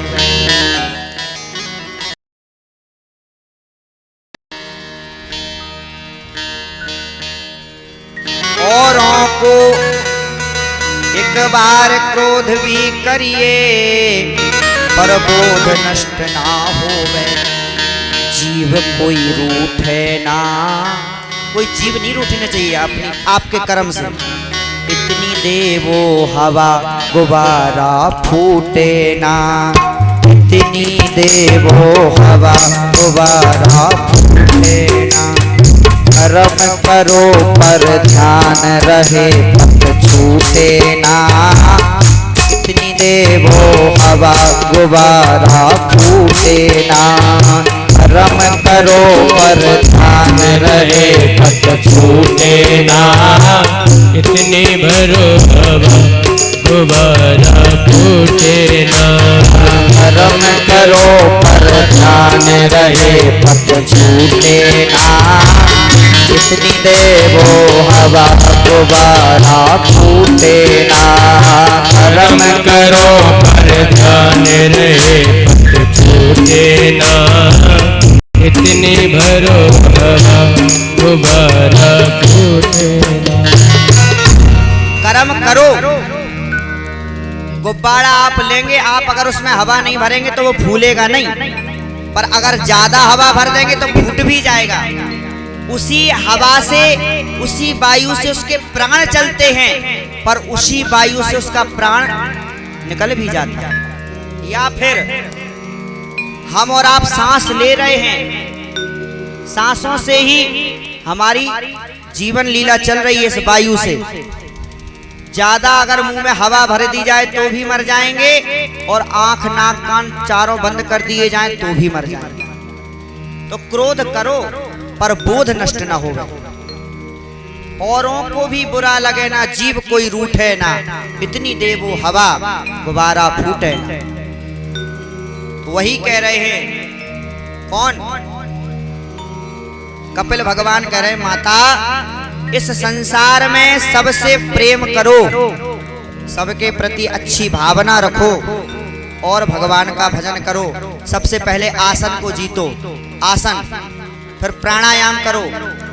प्राणायाम करने के बाद में माला हाथ में लेकर के भगवान का भजन करो। आसन, प्राणायाम, ध्यान, धारणा, समाधि, ऐसा भाव रखो। पूजा आप 2 अगरबत्ती लगाते, ये पूजा नहीं है। भगवान के सामने बैठ जाइए आप, ना अगरबत्ती लगाइए, कुछ मत लगाइए। भगवान के सामने बैठे हैं, आंख बंद कर लीजिए।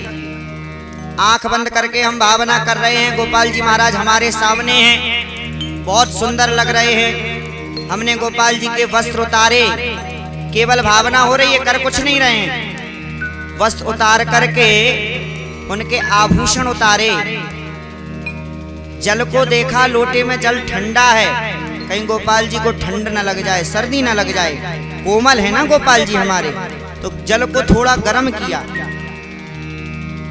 और गोपाल जी को थोड़ा थोड़ा स्नान कराया, दूध लिया, दूध से स्नान कराया, दही से स्नान कराया, घी से स्नान कराया, शहद से स्नान कराया, पंचामृत से स्नान कराने के बाद में शुद्ध जल से स्नान कराया और सुंदर एक टावल ली, मुलायम रेशमी वस्त्र लिया, गोपाल जी को पोंछा, पहुंच करके सुंदर आभूषण धारण करा करके बैठा दिया। केवल मन में भावना चल रही, कर कुछ नहीं रही। बैठा करके आभूषण पहना दिए। आभूषण पहनाने के बाद में धूप बत्ती लिए, धूप बत्ती दिखाई, आरती की, हाथ धुले और दूध का गिलास सामने रखा। हे प्रभु आइए, बैठिए, भोजन करिए और मन में प्रार्थना करनी है।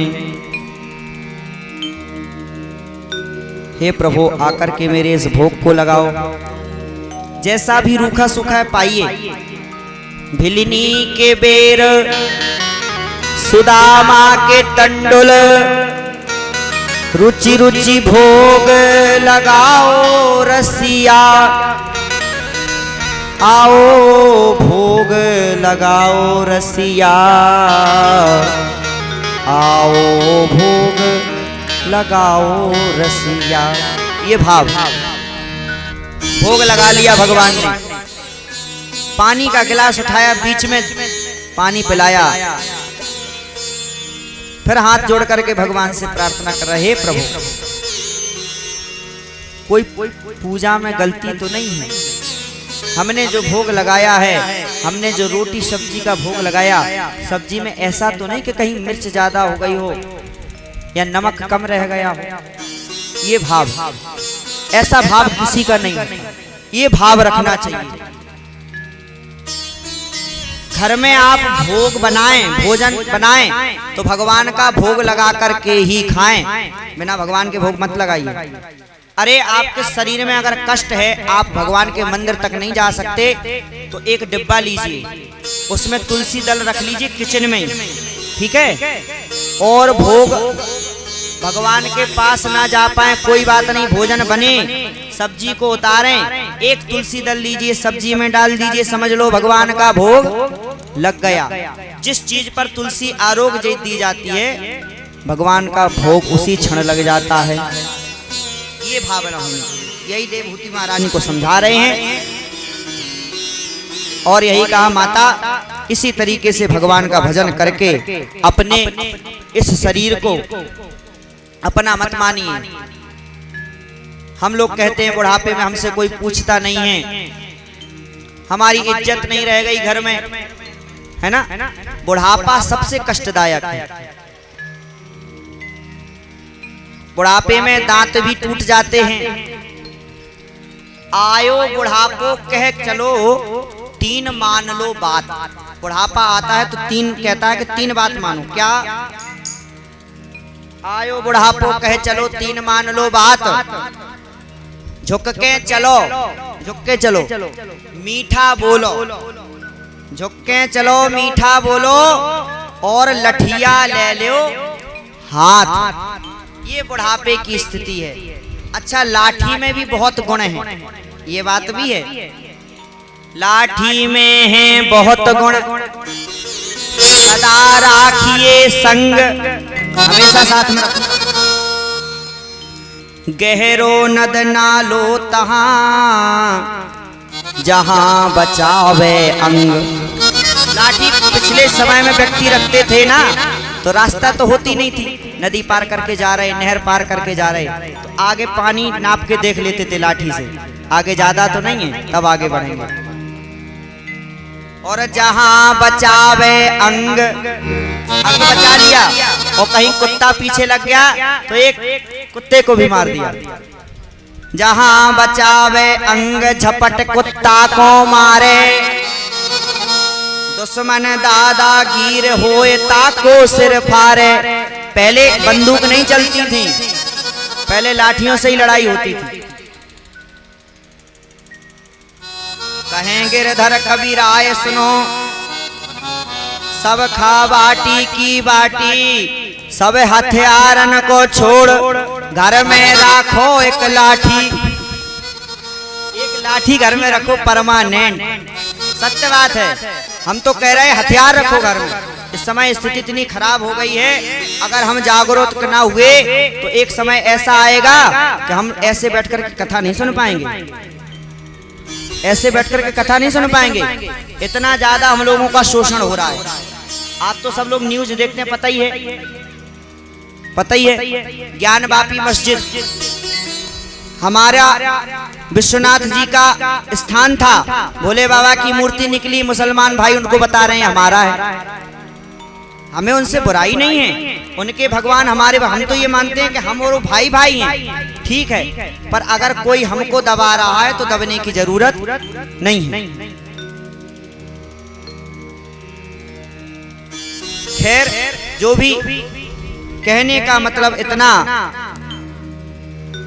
कि बुढ़ापे में भगवान का भजन नहीं होता। बुढ़ापे में व्यक्ति रोता है, शरीर भी साथ नहीं देता, इसलिए जवानी में भजन करना चाहिए।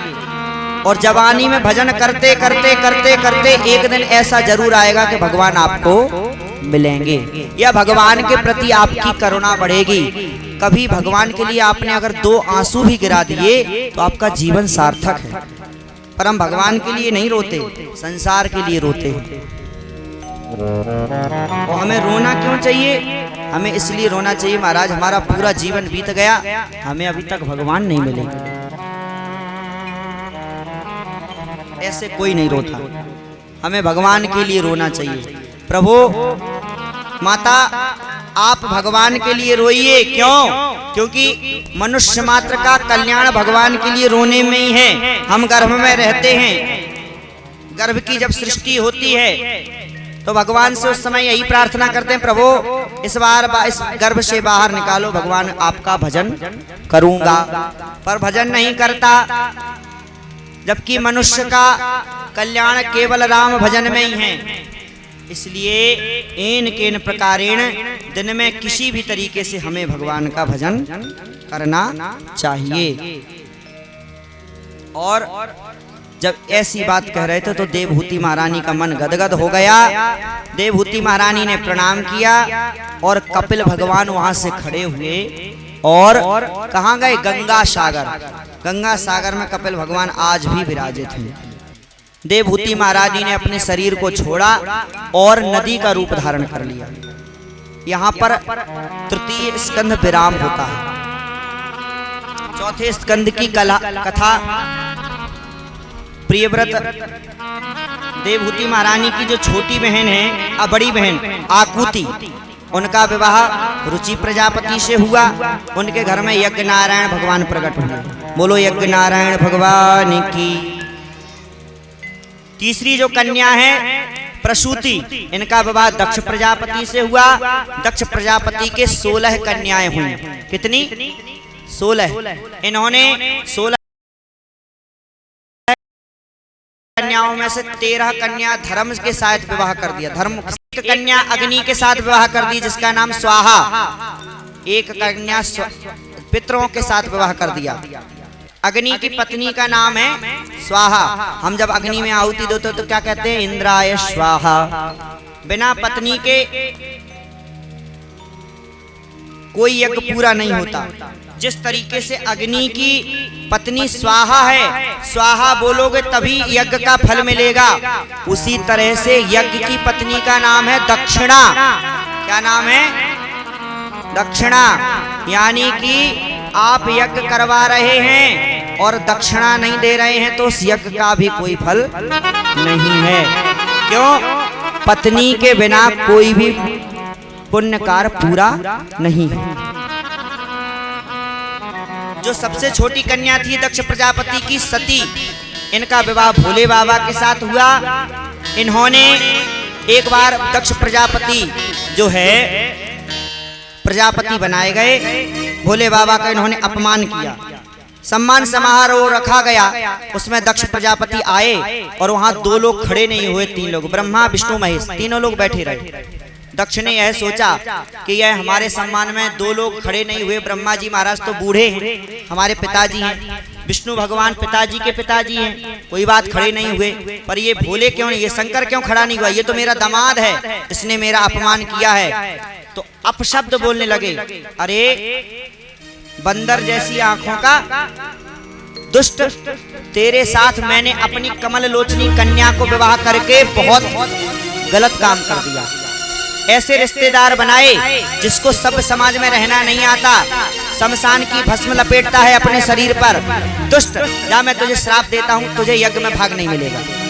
श्राप दे दिया भोले बाबा। नंदी महाराज से रहाने गए, नंदी महाराज खड़े हो गए, बोले अरे दक्ष, हमारे भोले बाबा शांत हैं और तू बड़ बड़ बकरे की तरह बोले जा रहा, जब तेरा मुख बकरे का हो जाएगा। दक्ष को श्राप दिया तो दक्ष की तरफ से भृगु जी महाराज खड़े हो गए, बोले नंदी तुम क्यों बोले बीच में, ये ससुर और दामाद के बीच की बात थी। जाओ मैं भी श्राप देता हूँ कि भोले बाबा के जितने भी भक्त हैं सबके सब अघोरी होंगे। श्राप दे दिया। नंदी महाराज ने भी श्राप दे दिया, पंडित जी महाराज ज्यादा यहाँ पंडिताई दिखा रहे हो, हम भी तुम्हें श्राप देते हैं, तुम्हारे घर में कभी लक्ष्मी ठहरने वाली नहीं है, मांग मांग के ही खाना पड़ेगा। भोले बाबा ने कहा बताओ, सम्मान समारोह था और साप समारोह हो गया। तो नंदी का हाथ पकड़ा और चल दिया, निकल आए। दक्ष प्रजापति ने भोले बाबा का अपमान करने के लिए दोबारा एक यज्ञ किया और सबको बुलाया, पर सती मैया को नहीं बुलाया। सती मैया ने देखा सारे देवतागण हिमालय से, कैलाश से निकल रहे हैं, कहाँ जा रहे हैं? दक्ष के यहाँ, हमारे पिताजी के यहाँ जा रहे, यज्ञ हो रहा है, पर हमें पिताजी ने नहीं बुलाया। सोचा शायद अपने घर को बुलाने की अपने जो घर के होते हैं, खास होते हैं, उन्हें बुलाने की जरूरत थोड़ी ही होती है। हम तो उनकी बेटी हैं और बेटियों को अपने पिता के यहाँ कभी भी जाना चाहिए। पिता का घर बेटियों के लिए पराया नहीं होता है, अपना ही होता है। भोले बाबा से प्रार्थना की महाराज मुझे जाना है, भोले बाबा ने मना किया। सती मैया बोली महाराज मैंने तो ऐसा सुना है पिता के यहाँ बिना बुलाए जाना चाहिए। भोले बाबा बोले बिल्कुल जाना चाहिए, पिता के यहाँ, गुरु के यहाँ, भगवान के यहाँ, संत के यहाँ कथा में बिना बुलाए जाओ। पर इन जगहों पर भी अगर तुमसे कोई विरोध करता है, तुम्हारा कोई अपमान करता हो, तो वहाँ बिल्कुल नहीं जाना चाहिए। पिता के यहाँ जाओ और तुम्हारी भाभी तुम्हारा अपमान करे, तुम्हारे भाई तुम्हारा अपमान कहें, तो बिल्कुल जाने की जरूरत नहीं है। सती मैया नहीं मानी, भोले बाबा ने बहुत मना किया। सती मैया गई, वहां जाकर के देखा तो पिताजी मुंह से नहीं बोले, माताजी बड़े प्रेम से मिली, क्योंकि माता को ही कष्ट था कि सती हमारे यज्ञ में नहीं आई हैं। सादर भले मिली एक माता, भगनी मिली बहुत मुस्काता। बहने भी मजाक कर रही, क्यों सती, मैंने ऐसा सुना तुम्हारे यहाँ कार्ड नहीं गया था यज्ञ का। चल अच्छा किया तू आ गई, पिताजी का ही तो घर है, यहाँ बुलाने की जरूरत थोड़ी।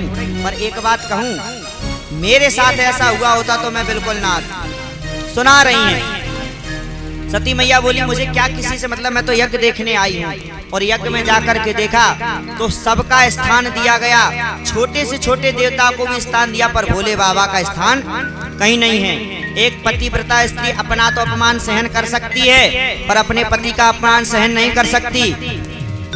चिल्ला करके बोली अरे दक्ष, तूने मेरा अपमान किया कोई बात नहीं, पर तूने मेरे भोले बाबा का अपमान किया, शिव का अपमान किया, जिनके 2 अक्षर का नाम इतना सुंदर है कि उनका नाम लेने से सारे पाप तर जाते हैं, और सारे पाप तर जाते हैं। तुमने उनका अपमान किया। मैं तुम्हारे यज्ञ में अपने शरीर को छोड़ रही हूँ, क्यों? जब मैं यहाँ से लौट करके जाऊंगी और भोले बाबा कहेंगे आओ दक्ष की पुत्री, तो मुझे यह नाम, अब तुम्हारा नाम अपने नाम के साथ पसंद नहीं है। मैं नहीं चाहती कि मुझे अब कोई दक्ष की पुत्री बोले। अपना शरीर योगाग्नि में जला दिया। अस कहे योग अगन तन जारा, भयउ सकल मख हाहाकारा। हाहाकार मच गया। नंदी इत्यादि जो गण आए थे यज्ञ को विध्वंस कर दिया। भृगु जी महाराज ने यज्ञ को बचाने के लिए मंत्र पढ़े और सबको मार के भगा दिया। भोले बाबा को पता चला कि सती महारानी ने शरीर को त्याग दिया तो इतना क्रोध आया कि एक जटा को उखाड़ा और सामने पर्वत पर फेंका। उस पर्वत के दो टुकड़े हो गए, एक तरफ से वीरभद्र प्रकट हो गए और एक तरफ से महाकाली मैया प्रकट हो गई। बोलो महाकाली मैया की, वीरभद्र भगवान की। दोनों ने जाकर के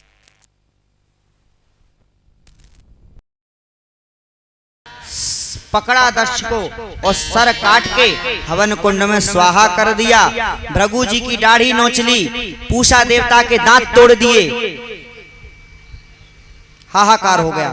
सभी देवता हाथ जोड़ करके भोले बाबा की शरण में गए। महाराज, यज्ञ बीच में रुकना सही बात नहीं है, यज्ञ को पूरा होना चाहिए। यज्ञ अगर बीच में ऐसे बंद होगा तो आगे कोई यज्ञ ही नहीं करेगा। हम देवतागण ही यज्ञ को विध्वंस कर रहे हैं, ये सही नहीं है। भोले बाबा प्रसन्न हुए, बोले ठीक है, अच्छी बात है तुम आए हो, पर हमें क्या मिलेगा यज्ञ पूरा करने से।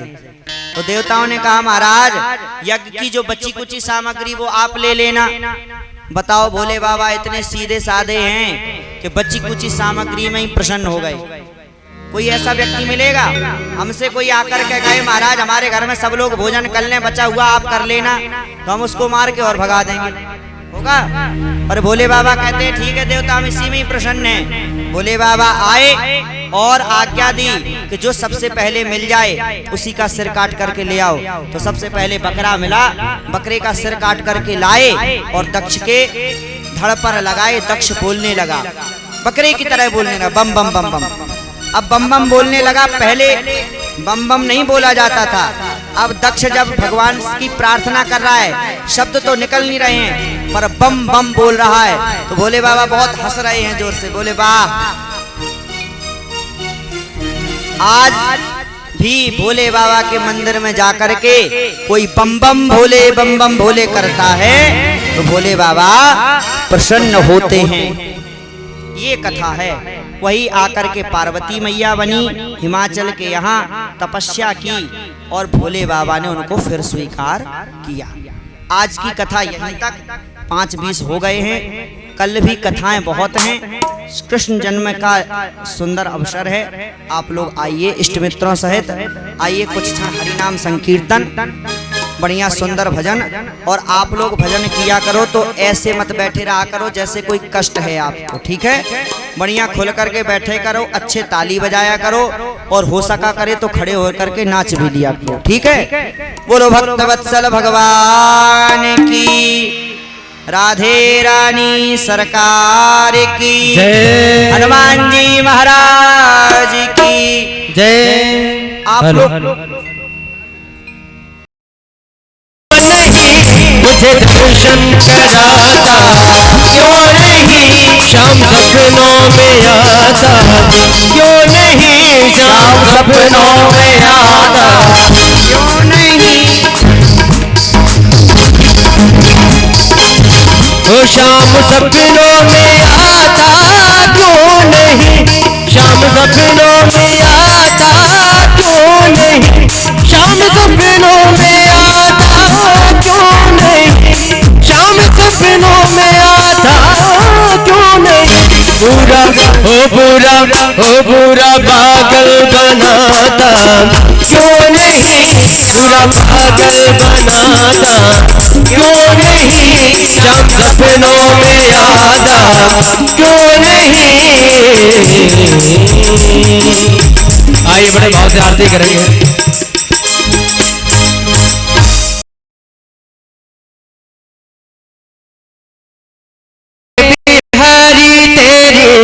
आरत गाऊं बांके बिहारी तेरी आरत गाऊं, आरत गाऊं प्यारे आपको मनाऊं, आरत गाऊं प्यारे आपको मनाऊं। हे गिरधारी तेरी आरत गाऊं, हे गिरधारी तेरी आरत गाऊं, आरत गाऊं प्यारे आपको मनाऊं, आरत गाऊं प्यारे आपको मनाऊं।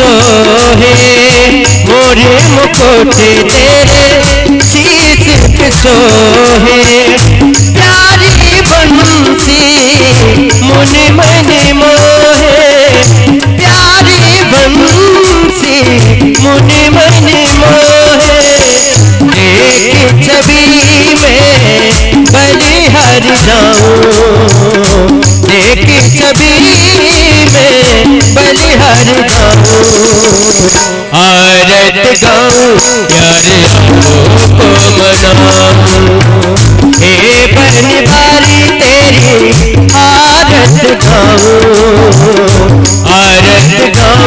प्यारे आपको मनाऊं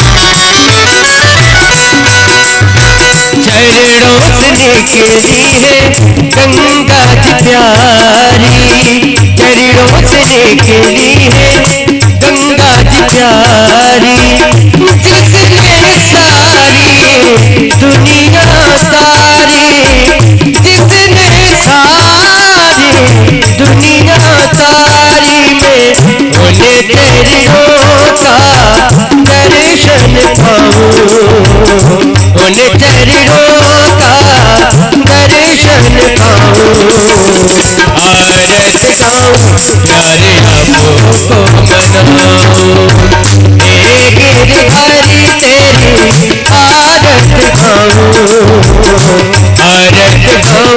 प्यारे आपको मनाऊं